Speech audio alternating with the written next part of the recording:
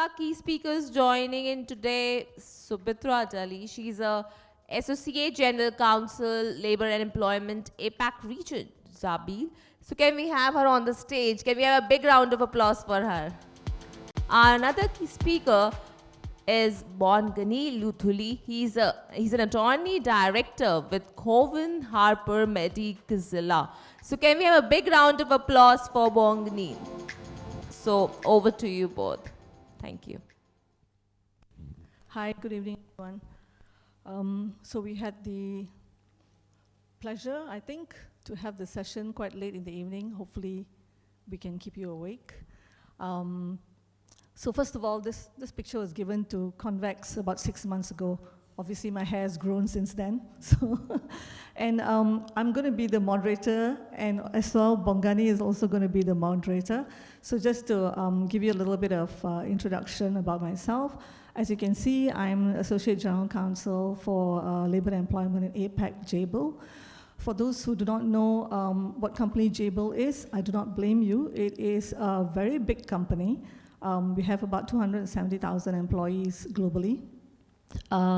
We actually do anything from manufacturing technology solutions. So from your coffee machine to your health machines, to automotive solutions, to sound. Some of the things that you're using in your house could have been put together by JABIL. That's all from me. I'll ask Bongani to introduce himself, then we'll get into the session. Good afternoon. It is a profound, singular honor to be here today with you. My name is Bongani Luthuli. I am a partner director at COWAN, HARPER, MADIKIZELA, attendees, and I've been an employment lawyer for a period of about 10 years this year. And I'm happy to be here. All right. So I'm going to ask, just to give you a little bit of context of the topic. It's obviously very different from IP. But this was the topic that we were asked to talk about. So hopefully we can keep you interested.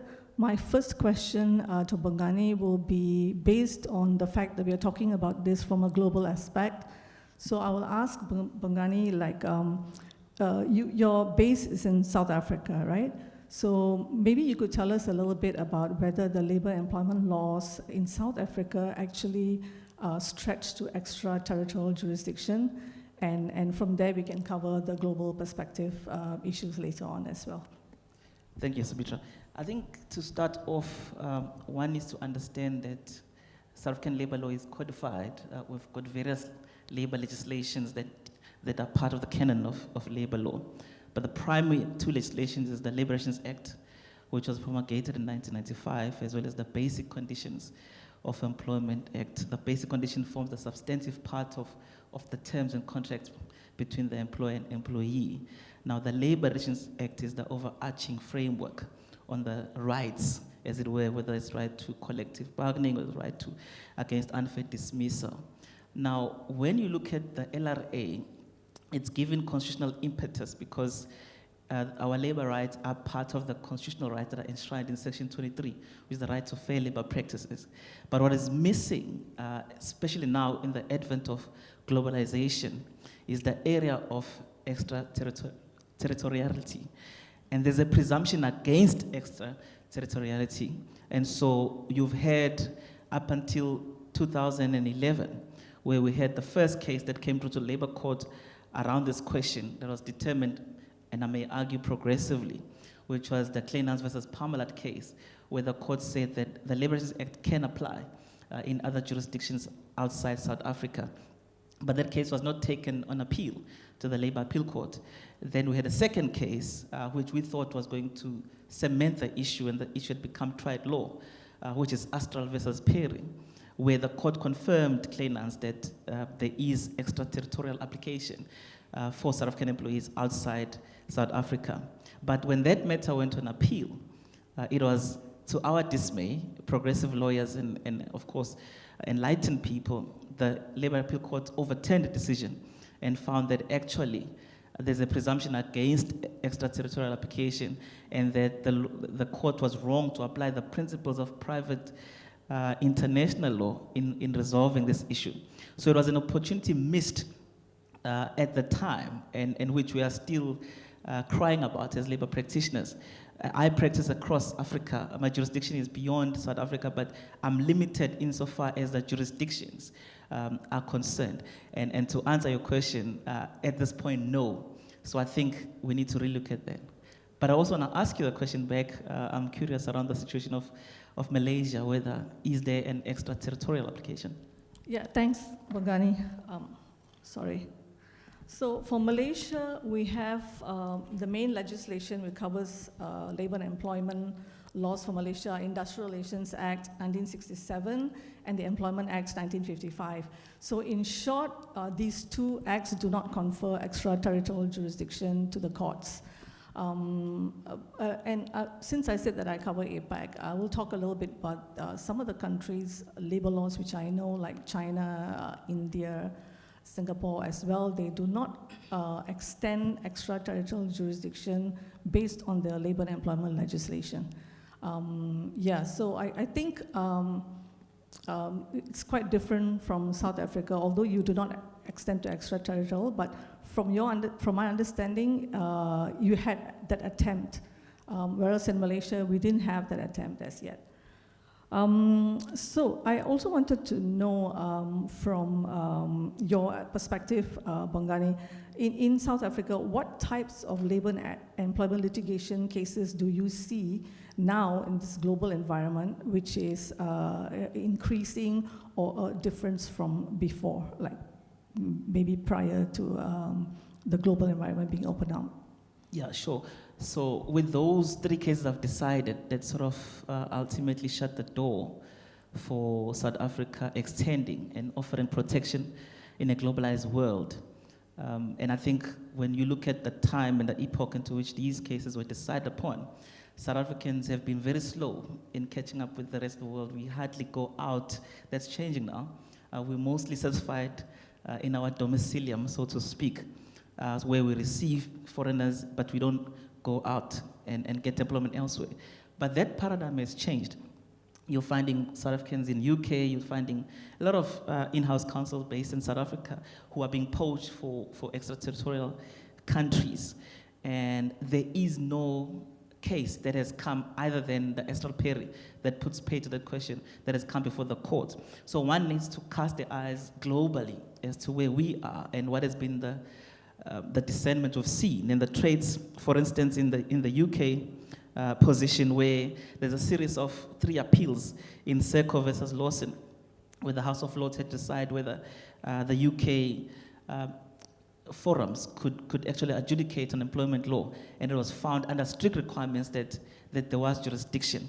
If you look at the European Union, you've got the case of Heiko versus Luxembourg, where the Court of Justice said, the European Court of Justice said, now they can sort of open the net wider, and there is that extra territorial application, and which was in line with Resolution 1 of Brussels. And I think one needs to now look at where the jurisprudence is going in the South African context and try to emulate that, because a lot more of us are actually moving out. But when you look at, which is the critique against the judgment in Astral, is that when you look at our employment laws, they're very progressive, they're very pro-employees in the sacrosanct rights of the right to fair labor practice that I've alluded to earlier. When you compare it with other immediate countries or jurisdictions, you find that, for instance, compared with Kenya, Kenya is a free market foundation. That's why it's investor friendly.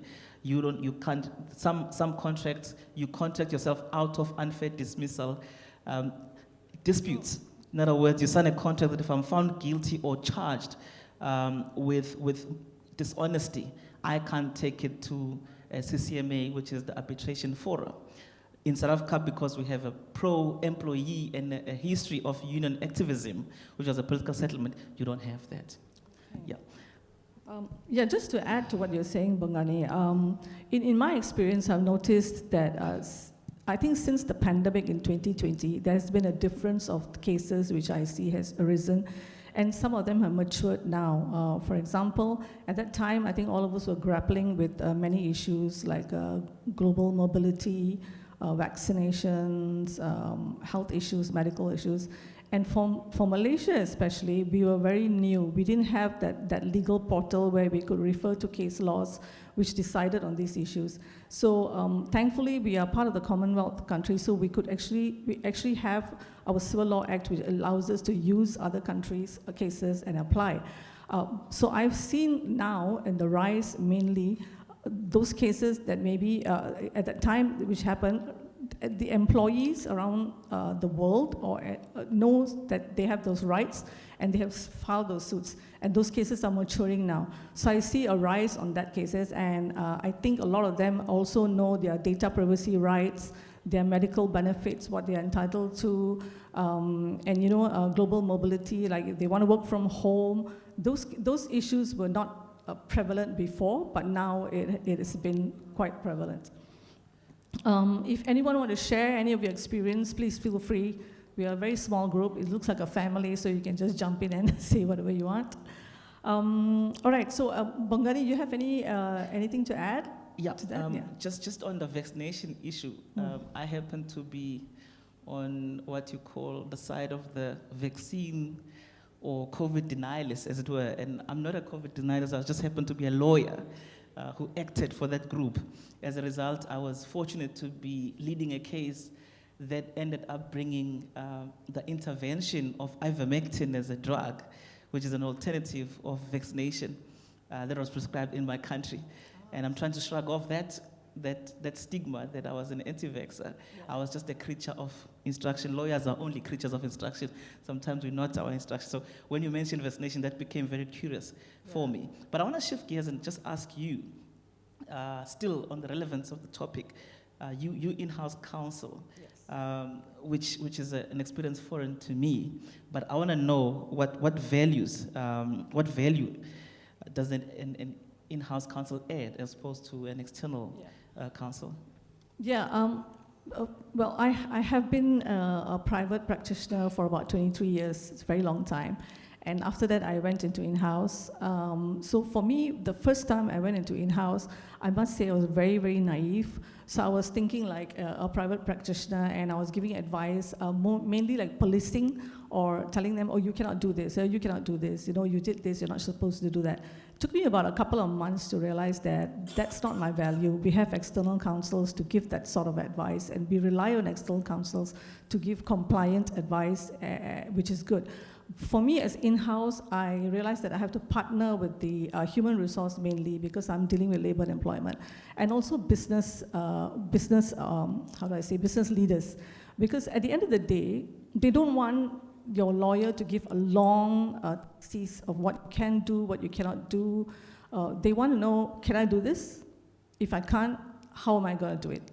So that's how I learned through trial and error. And I think now, after about 6-7 years in-house, I realized that is the value I can bring. So I'm actually like the middle person between, of course, most of the cases, if I can advise myself and give them a creative solution, I do.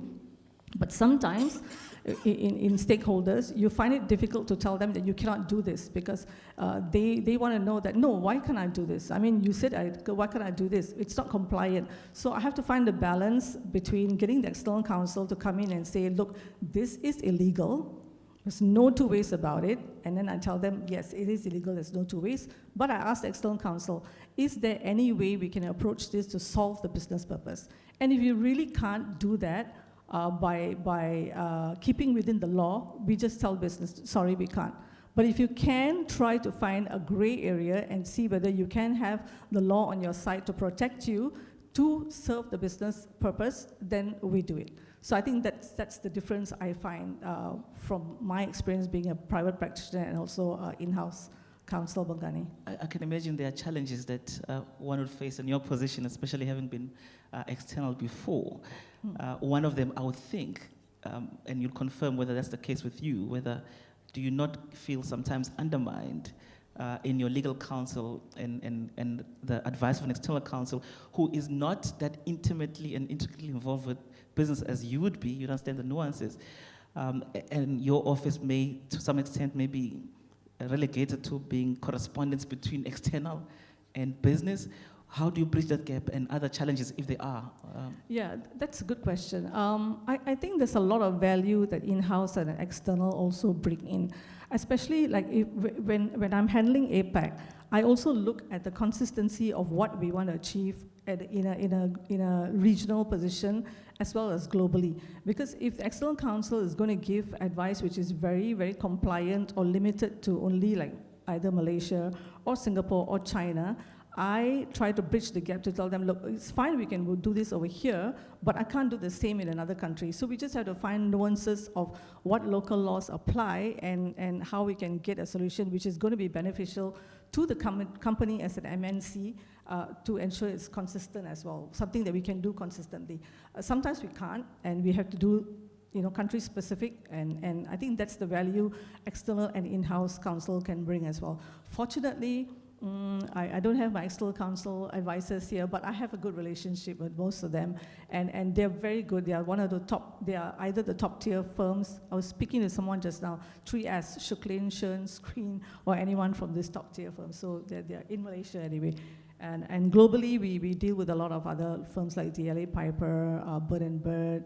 So these counsels all very used to giving advice globally as well, yeah. So it brings me to my next question, Bongani. What are the common typical challenges have you faced when you're dealing with any labor and employment matters, either within South Africa or even outside of South Africa? Outside South Africa is the issue of the different frameworks, which speaks to the mindset of the kind of employees you're dealing with. In South Africa, because of the more rights that our constitution affords us, and the corpus, which is the LRA, you tend to have a more relaxed, laissez-faire kind of employee, which speaks to the kind of industrial relations that you have there. There's more labor unrest there because of the number of rights, which is a double-edged sword. Then you, and again, from a referral point of view, which sort of discourages potential investors in South Africa, is that we don't have a way of filtering the kind of dispute that comes into a labor court or a CCMA, anything goes. So the employer finds themselves spending more time defending even frivolous claims, which each and every one of them must be dealt with, than actually carrying the business, which it's supposed to do. You go to then, if you go to East Africa, the situation is different completely, where it's the other way. Less liberties on employment law, a bit of unfairness in that more, they put pay to more investor considerations than employee rights. There's hardly labor or unrest in that place. Then you see those gross abuses because of that, naturally. You see the working hours being excessive, completely against what the ILO, for instance, would recommend. And that's the issue I have from a value judgment point of view. From the forums themselves, the judges are quite progressive, with the exception of the cases where I've mentioned where we need to really rethink about the situation, yeah. Yeah, just to add to that, for me, I faced, I think not only in labor and employment, but any litigation cases, one of the challenges I see within my organizations which I worked in the past is data leakage. You have this issue where you have employees working across different countries, and sometimes they do not check with our compliance as to whether they can send that particular information. And then you have to look at the laws of what kind of data you can exchange, number one. And number two, data leakage, meaning confidential data and privacy data as well. And I see a lot of issues of that are rising. And I think earlier on when I was listening to some of the panel speakers, what they said is very correct about digital. I think one of the persons speaking was Nitin and Ish, I think talking about digital literacy. That was really important. And I find that we need to do a lot of training. That is still something that I find from a labor and employment aspect. And also trials as well. We have a lot of trials that we are doing online, basically because we are covering many countries. No one can travel. We want to keep costs.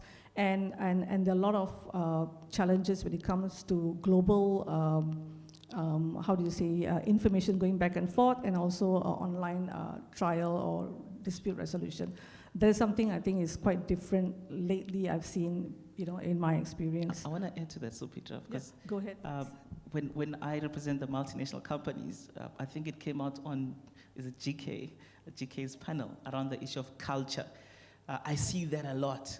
For instance, you'll have, without picking on people, but let's say I have my French client. The employees are based in South Africa. They'll come to me as counsel. I need this guy fired.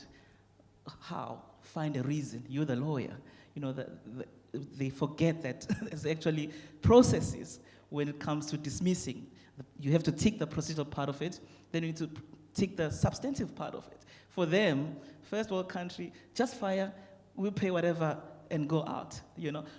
Same happens also in Dubai. Those clients will say, we don't have time for retrenchment. If it's a retrenchment, we don't have time for that. Ask this guy how much they want, give them the money, as if money will solve all the problems.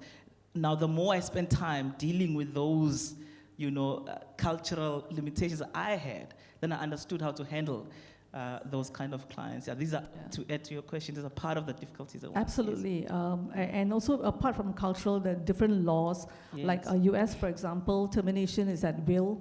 And that can be difficult to explain to a US business leader or anyone from a different country where you have termination at will. And Malaysia especially, they're very employee friendly and you have termination processes to follow. It's very rigid. China, you have the PRC laws where you have to follow exactly, grounds are stated. Likewise in Taiwan, they're very, very, very strict. So it's a matter of trying to find some sort of explanation to everyone across different countries. I think I know that we are short on time. I have only one more question for you, Bongani.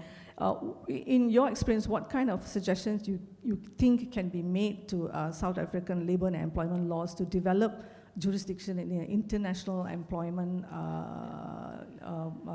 dispute forum? It's a very good question. I'm going to be an acting judge labor court, so I must be careful how I speak at this point in time, so I'll try and censor myself. But what I can, as an activist lawyer, and possibly an activist judge, what I can suggest firstly is the development of South African law from an international law point of view. There are mechanisms in our constitution. You've got Section 8 that says you must develop common law. You've got Section 39 of the Constitution that says you must consider international law and you may consider foreign law. Those two pieces of provisions actually assist the courts in coming with a similar case should it be so confronted to develop the law to be in line with the situation in EU with the Brussels resolution as well as the UK because we lag behind from protecting South African employees in other regions. We must rebut the presumptions against extraterritorial application of our LRA. That's the first thing that we need to do in our judicial activism. And also we must look into international law and develop the doctrine of non-convenience, which the private law arbitrators would know you use in order to found jurisdiction as one of the 4 stages when it comes to resolving international disputes. That can be developed within our doctrine as South Africa.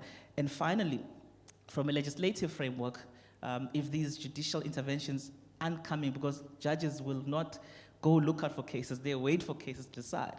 There can be legislative intervention that clearly pushes the frontiers and boundaries, and it's about time for South Africa to really consider that. Yeah. My view is a little bit different. I'm trying to save costs for my company, so I actually like the fact that our labor and employment law restrict extrajudicial territorial jurisdiction. I'm sure the employees will not agree with that. But I think there's some advantages because if you have the privity of contract of the employee entering into a contract like from a Malaysia company or China or Taiwan, then depending on the contract terms, if we limit our jurisdiction to say that you are only governed by that country laws, then you can control the fact of where the action is being brought, and then you don't have the issue of that employee bringing action against, let's say, China, company XYZ, and then their parent company, which is in either UK or US. And then you have a lot of other, costs for traveling and also productive time of the company staff. So I think that is good, but I think it's not in my place to say whether how they're going to develop, but your point is very good. I mean, for those who are into expanding the local laws to cover extraterritorial jurisdiction, your suggestions are good. And yours does make sense too. Yeah. Because it can be abused in terms of foreign shopping. Exactly, it can but be. The worst thing, we need to weigh in where the prejudice will lie. The worst thing is, what if the converse happened where the person is left without jurisdiction either in the lex loci or the lex fori, as they say in international law, and they can't enforce it in the area of residence, and they can't enforce it also where they're based. So it's a delicate balancing act, as you say, and both situations can, if we look at them, can work, yeah. Absolutely, I agree. I don't know whether we are within time, but we have ended our session. We've contributed what we can. If you have any questions, please go ahead and ask us now. So anyone have a comments? question? You have a question? Okay. So anyone is having any questions with the speakers? So the topic was employment and labor litigation, the global perspective. So it has been greatly, discussed by the key speakers. All right, so thank you so much, Subitra and Bongani, for joining us today for the wonderful session. So both have been the moderator, so it has been a great session. Thank you so much. So I will invite both those moderators to take a group photograph.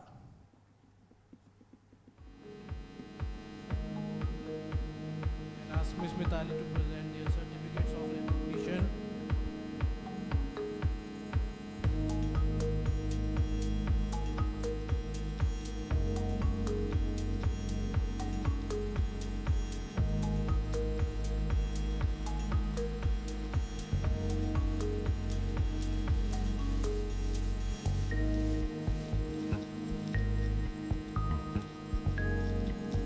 So first we have Subitra. Come on guys, give us a huge round of applause for Subitra.